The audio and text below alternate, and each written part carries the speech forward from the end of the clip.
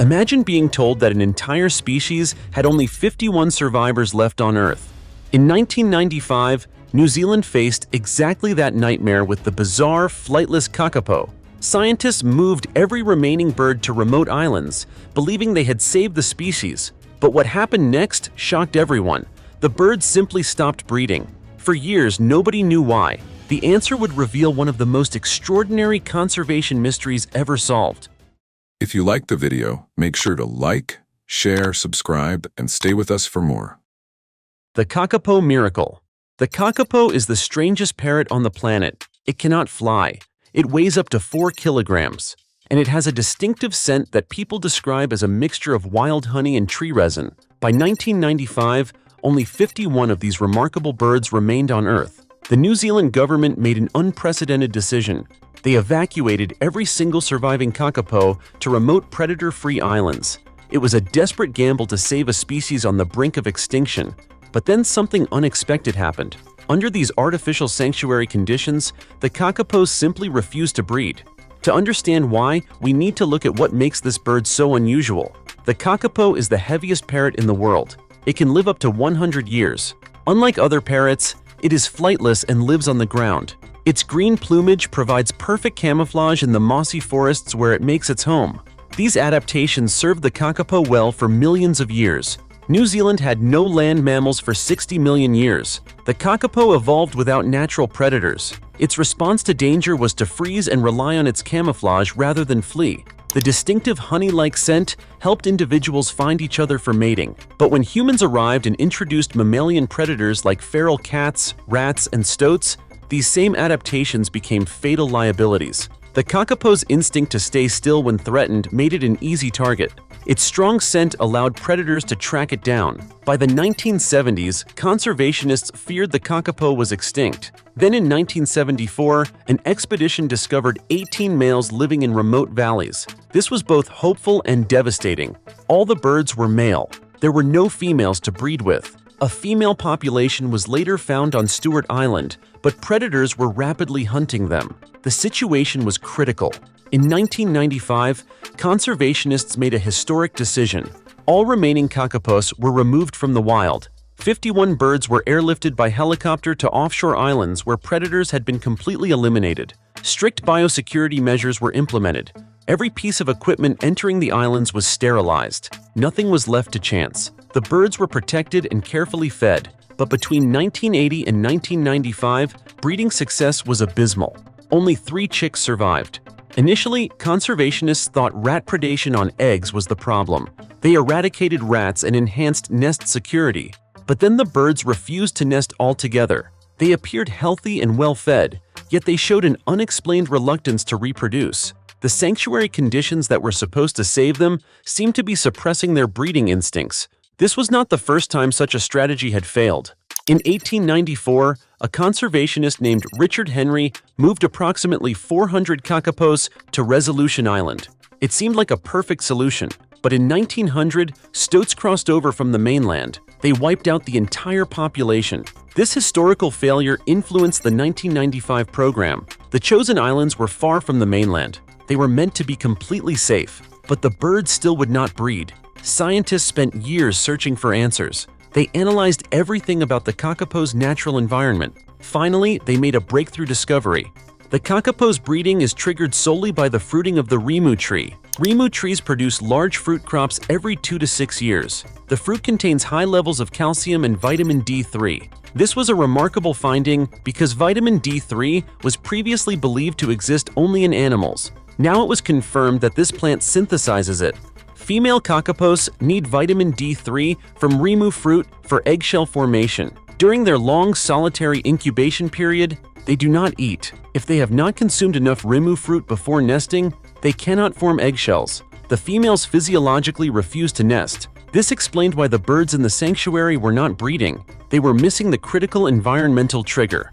In 2002, a major rimu fruiting event occurred on Codfish Island. This created a natural breeding window. Conservationists provided high-quality supplemental food, hoping that better-nourished females would lay more eggs.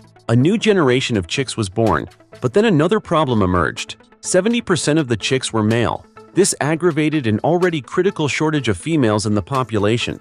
The sex ratio was dangerously skewed. Scientists studied this phenomenon and found an explanation. Male kakapos are 30 to 40% larger than females. They require more energy to raise. Mothers in nutrient-rich environments tend to produce more males. This is an evolutionary mechanism. Producing male offspring maximizes their competitiveness when food is abundant. The solution was unexpected. Conservationists implemented nutritional control. They reduced food rations to keep females healthy but prevent excessive fat accumulation. This adjustment normalized the sex ratio to approximately 50% male and 50% female. The 2002 breeding season saw a population increase of 39%. This demonstrated the power of understanding and manipulating natural biological processes. By 2005 and the years following, the population gradually increased. It surpassed 100 individuals by 2008 and 150 by 2009. All nesting activity aligned with Rimu fruiting years.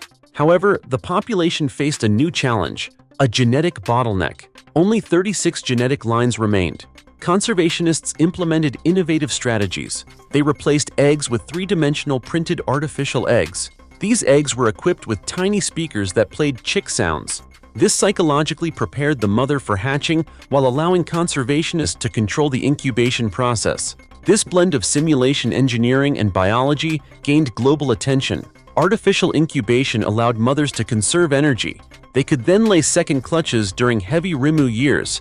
The strategy proved remarkably effective. In 2019, 30 females nested twice, leading to a record 73 fully feathered chicks in a single season. The technology allowed the population to grow while maintaining genetic diversity. Each kakapo has a unique character. The most famous is Sirocco, a male kakapo who famously attempted to mate with an ornithologist's head during a live BBC broadcast in 2009. The incident made the species internationally famous. Sirocco became the official ambassador for the species. He is the only kakapo allowed to interact with humans openly. His personality and charm helped raise global awareness about kakapo conservation. Despite all these successes, threats persisted. In 2019, an outbreak of aspergillosis, a fungal disease, affected the population on Codfish Island. 21 birds were infected and 9 died. The response was immediate. All 51 birds were evacuated back to the mainland sanctuary. This was a symbolic echo of the original 1995 evacuation. The emergency move prevented further losses. A mainland sanctuary called Manga Tatara was established. It featured a predator-proof steel fence spanning 50 kilometers. However, the kakapos showed their adaptability. 6 of the first 10 kakapos escaped by climbing the 2-meter fence using their beak and claws. This demonstrated that the birds were active participants with their own behavioral strategies. The fence was modified, and the birds were returned. The Kakapo conservation effort spans generations. One of the most poignant stories is that of Richard Henry. He was the last representative of the Fiordland genetic line. His descendants now help maintain genetic diversity. Recent breeding seasons achieved remarkable milestones. 80 nests were established. 256 eggs were laid, 95 chicks were produced. This represents a historic high. The female breeding population rose from 20 in 1995 to 83 currently. The total population is approximately 247 individuals. Every bird is actively monitored using positioning systems and biological data tracking. The Kakapo recovery illustrates a fundamental lesson. Successful conservation requires understanding natural ecological and physiological cues, rather than imposing artificial conditions. Adjusting nutrition and timing conservation efforts with the Rimu fruit cycle allowed the species to recover gradually. The ultimate goal is to reduce human intervention. The aim is to restore the kakapo's natural ability to survive independently in old-growth forests. Challenges remain. Disease outbreaks and climate change pose ongoing threats, but the current population stability offers a strong foundation for future restoration efforts. The Kakapo's story is a compelling reminder of human responsibility in correcting past environmental mistakes.